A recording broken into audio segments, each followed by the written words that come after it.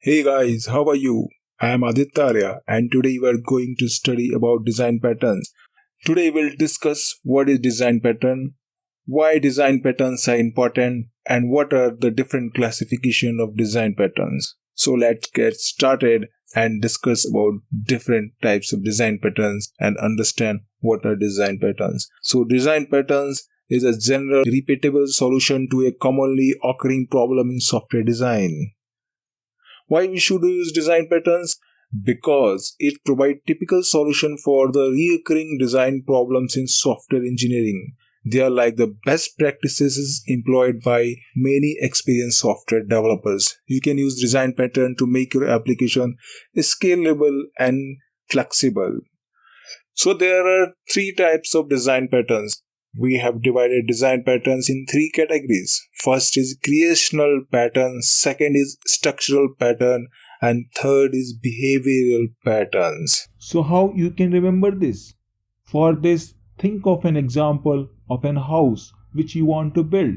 So first you need to create that house in your mind. Then after you give structure to that house, and after that you provide behaviors, look and feel of that house. So by thinking of this example, you can remember these three types of design patterns. So one by one we'll discuss about different types of design patterns. So creational design patterns is basically describes various methods of creating objects to increase code flexibility and reuse.